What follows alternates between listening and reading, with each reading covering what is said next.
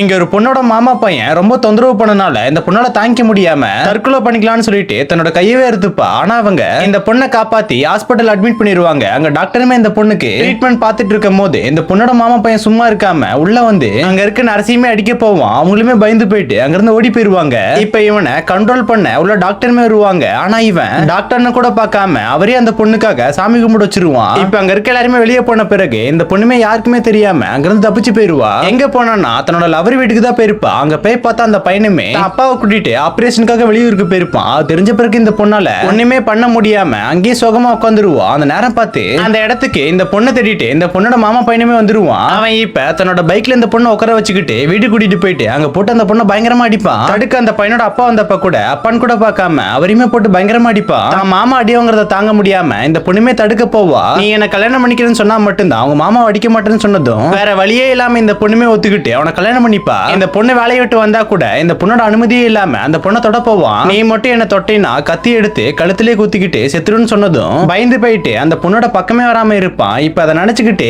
அதிகமா குடிச்சனால அடுத்த நாள் காலையில ரொம்ப நேரமா தூங்கிட்டே இருப்பான். அப்ப அவனோட வேலைக்காரமா தான் வந்து அவனை எழுப்பிடுவாங்க. அப்ப தன்னோட மனைவி தேடி பார்க்கும் போது அவங்க வீட்டுல இருக்க மாட்டாங்க. அதனால இப்ப தன்னோட மனைவி வேலை செய்யற இடத்துக்கே போய் பார்ப்பான். பார்த்தா அவங்க அங்க இருக்க மாட்டாங்க. இப்படியே ஒரு வாரமா தன்னோட மனைவி வீட்டுக்கு வராதனால பைத்திய மாதிரியே மாறிடுவான். சுத்தி இருக்க யாரோ இவங்கிட்ட பேச வந்தா கூட அவங்கள போட்டு அடிக்க ஆரம்பிக்கிறான். இப்படி ஒரு வாரத்துக்கு பிறகு அந்த பொண்ணுமே வீட்டுக்கு வருவா. அப்ப அந்த பொண்ணு கிட்ட இவனுமே பேசலான்னு போகும்போது அந்த பொண்ணுமே அவங்க கிட்ட பேச மாட்டா. அதனால இப்ப அவன் கோவப்பட்டு 2 பாட்டில் எடுத்து அந்த பொண்ணோட மண்டியில வேகமா அடிச்சிருவான். இவங்க வீட்டுல அதிகமா சத்தம் இருந்தனால அக்கம் பக்கம் இருக்கவங்க போலீஸ் கிட்ட சொன்னனால அவங்களுமே வந்து பாப்பாங்க. அப்ப பார்த்தா வீடு ஃபுல்லா ரத்தமா இருக்கும். அந்த பொண்ணு உள்ளவே இருக்க மாட்டா. அதனால இப்ப அவனை அரெஸ்ட் பண்ணிட்டு போலீஸ் ஸ்டேஷனுக்கு கூட்டிட்டு போயிருவாங்க. அங்க பார்த்தா அவன் சும்மா இருக்காம அங்க இருக்க எல்லா போலீஸுமே அடிக்க ஆரம்பிக்கிறான். அதனால அங்க இருக்க இன்ஸ்பெக்டர் லேடியுமே இவனை பத்தி விசாரிப்பாங்க. சுத்தி இருக்க எல்லாருமே இவனை பத்தி தப்பா தான் சொல்லுவாங்க. இவனோட அப்பா கூட இவனை பத்தி தப்பா தான் சொல்லுவாரு. அதனாலே இப்ப கோர்ட்ல இவனுக்கு 3 வருஷம் சிறை தண்டனையும் மனநலம் பாதிக்கப்பட்டவனு சொல்லி அவனுக்கு உண்டான ட்ரீட்மெண்ட் கொடுக்க சொல்லுவாங்க.